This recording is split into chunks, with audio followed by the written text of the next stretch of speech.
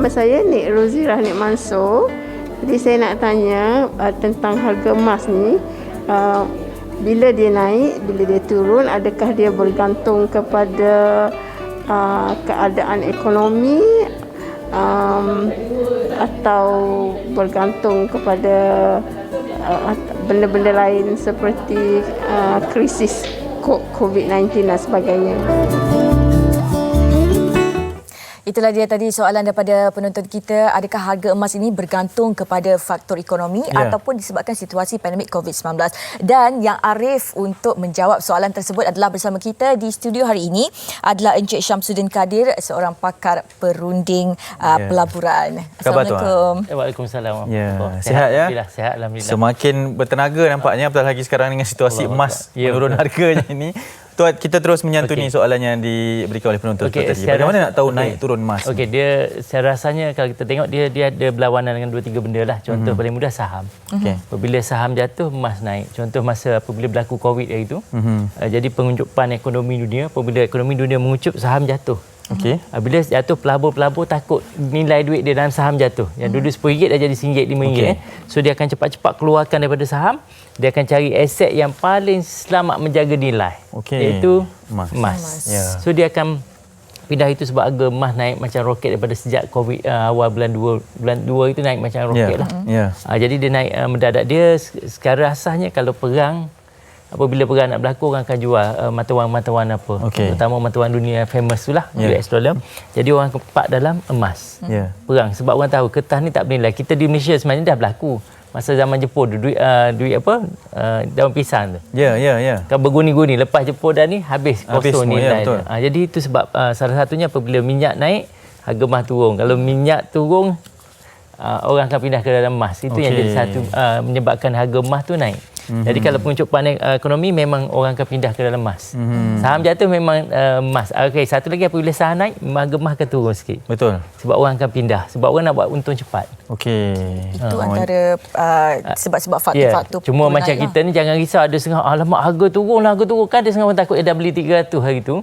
Sebenarnya turun, tapi gram kita tak berkurang. Kat rumah aku berkurang. Tak ada. Gram tak berturun. Kita lagi mana kita tak jual, tak ada masalah. Sekarang kita tahu ianya antara yang nilai susutan yang paling ketara lah sekarang ni dengan harga 230. Sangat-sangat. Sebab kalau kita ambil emas 999.9, emas 24K, harga tertinggi tahun ni sekitar 7 Ogos ke, RM304 segram. Hari ni RM258 segram, lebih kurang. Banyak tu, sangat banyak. Apa yang perlu dilakukan pada waktu ini? Dia sebenarnya trend, kita tengok sebab tadi dah tunjuk Kelantan KL. Dia trend orang KL dengan Kelantan ni lain sikit. Orang Kelantan ni apabila saya tengok, bila harga semakin naik, masa naik itu, orang beli. Makin tinggi mereka makin beli. Itu orang KL. Ya, orang Lembah Kelang lah terutama. Tapi bila turun, dia biar dululah. Tapi yang Kelantan pula, apabila harga naik, dia beli. Tapi apabila turun, dia borong.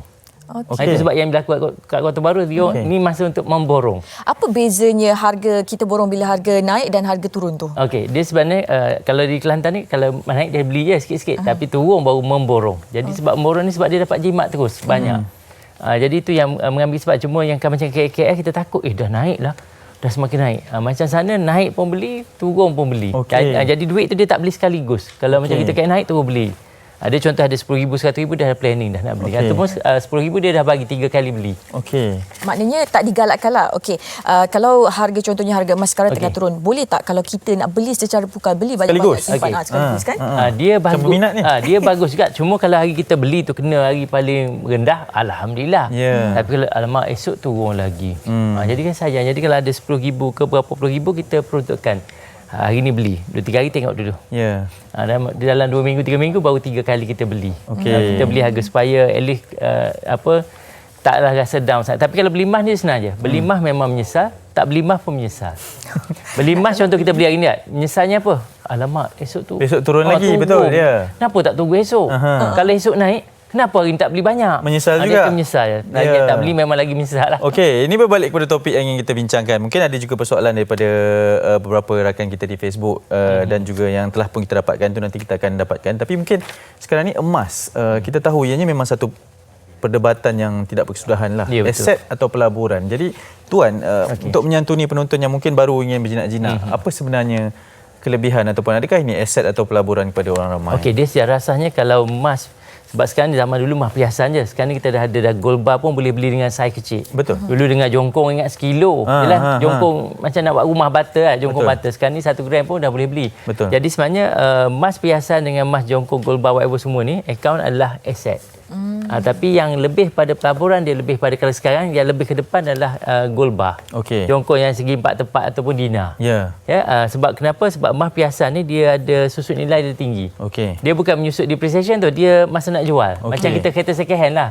Tengok cari dalam online, harga market 50. Pergi jual, dia ambil 40. Sebab dia pun nak jual balik. Ya. So emas perhiasan dia ada susut nilai. Kenapa tinggi? Sebab dia ada kos upah. Kos upah ya. Kos upah tinggi. Jadi apabila kita jual balik, dia dapat rendah. Tapi kalau kita nak pakai badan, takkan nak beli jongkong, right? Mesti kena emas perhiasan. Jadi makna dua-dua tu adalah aset. Dan emas ni satunya dia boleh melamatkan duit boros kita. Sebab sekarang zaman dulu tak apa. Zaman mula-mula okey, nak keluar duit kena pergi bank. Betul. Office hour. Lepas tu dah ada ATM sampai pukul berapa? 10 malam ke? Betul. Itu pukul 6, 5 pagi. Ya. Lepas tu lama-lama sekarang dah 24 hour. Sekarang dah ada online. Lagi lah. Pun lagi. Senang. Jadi Sekejap salah satu dah caranya kita pindahkan duit kita tu dalam bentuk emas. Okey. Dia boleh buat secara online. Lepas tu ambil fizikal dia. Okey. Itu jadi boleh menyelamatkan. Jadi dia dah satu lagi emas ni dia boleh tukar. Kenapa aset dan pelaburan dia boleh tukar jadi tanah, kebun dan sebagainya. Melalui emas. Dan dia siapa yang buat emas dia akan boleh beli rumah 10 tahun lebih awal. 10 tahun lebih awal. Kalau kita buat cara biasa 10 tahun lambat untuk beli rumah. Banyak lagi tanya ni. Okey. Kan? Sebenarnya bagus kalau kita Ni sangat berminat ni nampak dah ni. Saya macam berminat. Baru saya sedar betapa pentingnya emas ni kalau kita nak buat pelaburan. Dan sebenarnya kita ada soalan daripada penonton kita. Soalan di Instagram MHI. Kalau kita boleh lihat soalannya. Ini dia soalannya. Berbalik ke simpanan emas untuk beli aset. Berbaloi ke simpanan emas untuk beli aset seperti rumah atau tanah. Ya. Dan satu lagi. Dari yang di bawah tu, boleh nyatakan platform terbaik untuk melabur emas atau sekadar membeli emas fizikal dan menyimpannya. Okey, saya rasa soalan pertama tadi dah dijawab untuk membeli emas. Memang betul. Dia kalau emas ni boleh memcepatkan beli kata rumah, tanah 10 tahun lebih awal. Kalau nak beli tanah lot tu 2 tahun pun boleh. Tengok sebab dia gini, dia kena apa-apa kalau ada emas fizikal dia jadi ketagih. Dia jadi macam orang ketagih dadah. Dia tak fikir benda lain tak bernilai. Jadi kalau orang dah ketagih ni kadang-kadang dia pergi makan keluarga dia. Orang lain order makan, dia ambil nasi, dia ambil kuah-kuah je. Sebab dia dah set kepada RM100 aku makan mengarut dah lebur setengah gram emas. Dululah sekarang 0.3 lah. Maknanya sekali kita dah beli emas tu kita akan berterusan beli emas. Dia akan jadi kebiasaannya dan cuma yang bagusnya dia tukar macam tadi. Tukar emas tu kepada tanah, bukan simpan je. Ada momen harga naik tukar jadi tanah. Start balik pula. Okey. Soalan kedua, platform terbaik untuk menyimpan, sebab saya juga pernah beli 1 gram dan kita simpan dalam almari je. Dia sebenarnya kalau untuk orang miskin ni, kalau boleh dia cari yang saiz yang lebih besar. Tak apa, bermula kecil boleh cari saiz besar. Tapi kalau untuk orang kaya 1 gram tak apa, sebab 1 gram ni susut nilai dia tinggi. Okey. Dia semakin besar saiz gram, contoh 10 gram dia 9% lebih kurang.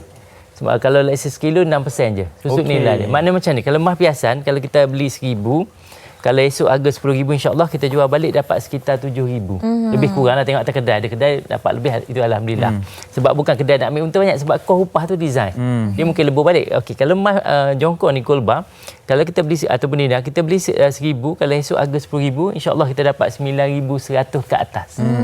Semakin besar saiz ketul semakin macam kita beli sedozing barang kan murah. Dia macam tu lah, keping. Jadi kalau 1 gram tu not advisable lah. So kalau untuk nak beli tanah apa tak. Tapi tak apa, boleh alang beli. Kumpul. Yang 10 ke atas ataupun 1 dinar ke atas itu lebih cepat untuk beli tanah. Okey, baik. Okey, kita ada beberapa pandangan dari orang ramai dan juga mungkin soalan juga dari penonton setia Malaysia hari ini. Silakan. Bagi pendapat saya, untunglah untuk beli barang kemas, sebabnya kemas ni dia ada time dia naik harga, time dia turun harga kan. So tak rugilah kalau beli.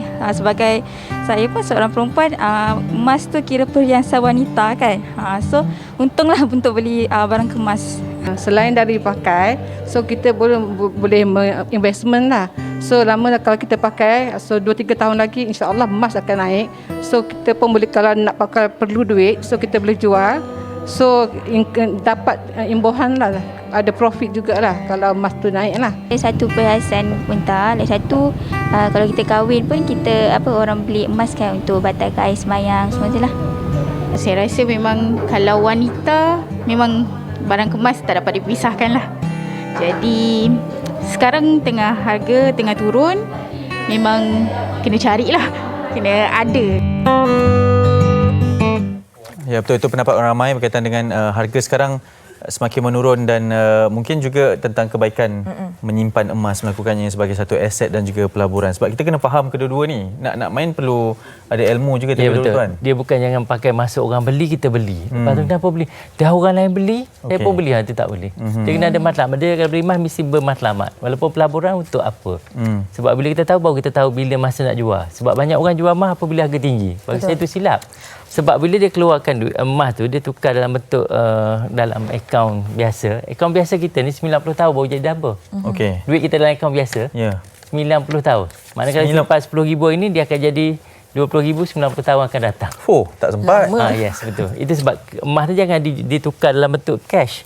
Dia hanya ditukar apabila dah capai matlamat. Nak beli kereta second hand import ke, Nak kahwin macam nak tadi. kahwin, baru kita ni. Kalau sekadar dah untung jual, jangan. Itu beli saham. Kalau nak beli tinggi untung jual, tu beli saham di Bursa Malaysia. Kita ada saham emas juga yang patuh syarat dengan tak patuh syarat. Jadi kalau nak jenis main yang sport macam hari nak tengok pagi petang, tu beli saham.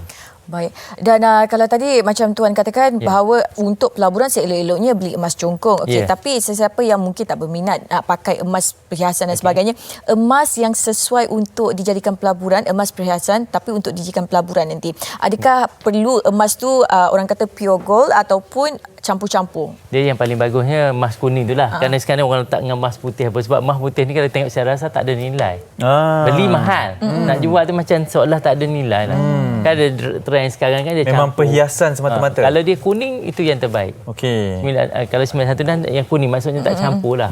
Sebab kalau nak jual nanti kedai kata ni campur kan susah. Dia bagi ayat apa, dia pun susah nak tentukan berapa. Sebab yang lebih paling mahal 999, kedua tu 916. Ya, okey Tuan. Kita ada sikit masa je lagi, tapi mungkin sikit nasihat dan panduan kepada orang ramai yang menyaksikan bersama kita, kepada mereka yang apa yang perlu diketahui dalam sudut asasnya, dan nak menjawab persoalan yang paling banyak ditanya ni. Adakah kita perlu sabar dulu? Adakah harga akan turun lagi menurut pandangan Tuan atau bagaimana? Macam saya kata tadi, dia macam beli saham, beli apa. Sekarang kalau duit kita beli dulu sikit. Dan kita tunggu macam kita bajet untuk 3 kali beli. Jangan main teka-teka lah, maksudnya dia ada strategi dia. Memang dia akan, paling kurang nampak rendah ni kalau kita rasa pekan, sebab kalau dia naik habis terus.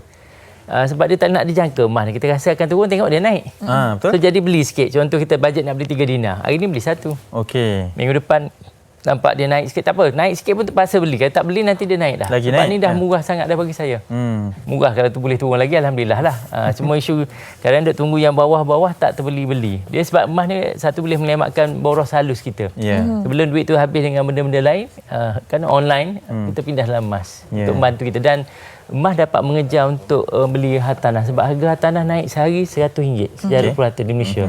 Sebulan 3,000, setahun 36,500. Jadi kalau kita tak beli, kita akan menyewa sampai mati di Malaysia. Itu dia. Okey, maknanya kita ni perlu ada ilmu yang cukup, yang lengkap. Betul. Sebab saya sendiri fikirkan bahawa kalau kita nak menjual beli emas ni, kita perlu beli emas tu pada harga murah dan kemudian jualnya pada harga tinggi. Rupanya silap. Tak, bukan.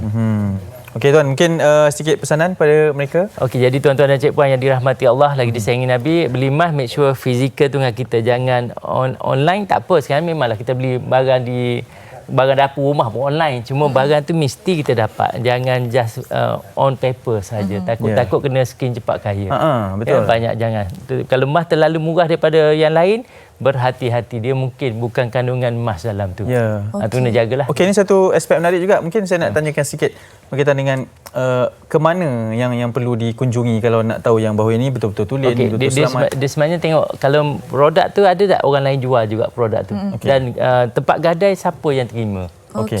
Kalau emas jenama tu tak ada orang terima untuk gadai, memang janganlah. Okey, maknanya kadang-kadang saya lihat di media sosial ada yang bermain kutu, kutu emas katanya.